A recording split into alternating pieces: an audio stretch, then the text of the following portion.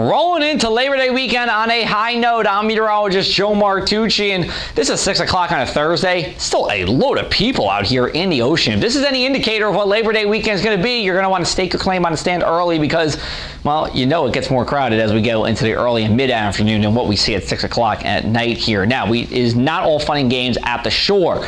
We do have minor flood stage coming again for the evening high tides, and that's because we're getting close to something called the king tide, which is the highest naturally occurring tide of the season. The reason for this, threefold. Our new moon tomorrow, perigee, which is when the Earth is closest to the moon and when the Earth is closest to the sun, perihelion. Now, we're not exactly the closest we could be to the sun all year, but still close enough to get us into our king tide.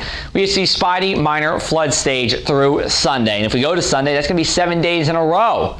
Even 8 in some spots, with at least minor flood stage during the PM high tides. Now, it has not been anything significant, luckily. It's just been a few closed roads here and there for you. But that's the longest streak since, I believe, 2016, with Joaquin being close to the area. There's no actual stats for that, but that is my assumption here. And then no home or business water damage with the minor flood stage. However, if you do have cars along the bayside roadways, you're going to want to move them here. Now, looking at the next 7 days, this map tells us the whole story, and I'll show you why.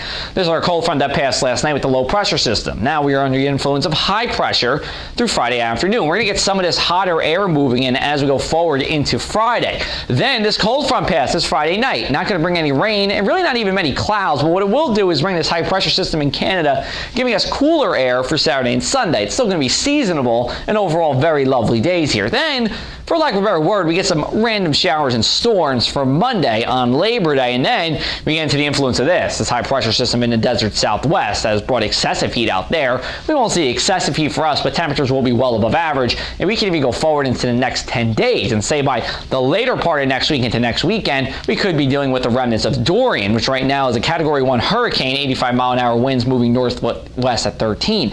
It will make that turn to the west and will be a major hurricane as it gets closer to the Bahamas. What we don't know yet is exactly what those impacts are once it gets closer to land. We are pretty confident that it is going to make either direct landfall or a very close brush by to Florida, but what happens after that? There's a couple scenarios at play here for you, and this is our spaghetti plots, which are a bunch of different model runs that help give us an idea of where the highest confidence of a forecast is. Highest confidence you can see taking it somewhere in that Daytona Beach to West Palm Beach area, but then some have it turning Iraq into the southeastern United States, and one even takes it into North Carolina. However, there's other suggestions that show that it could make a second landfall in the Florida Panhandle. It's all going to be determined by that high pressure system that I showed you before in the desert southwest. That's going to play a role. The faster that system moves through the area, the better chance that it's going west. The slower it moves, it could still go west, or it can make that turn to the north and east. For this evening, no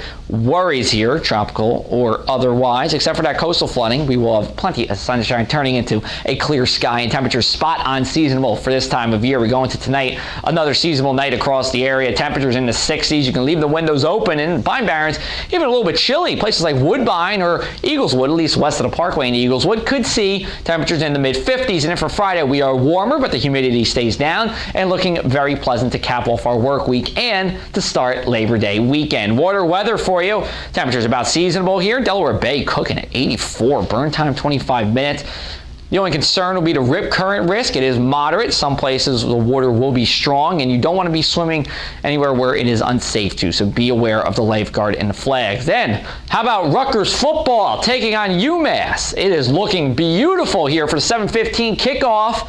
UMass does not do very well in road openers, so we're going to say Rutgers is looking pretty good as we go forward into the forecast for Friday night, both weather-wise and hopefully game-wise. Mainland 7-day.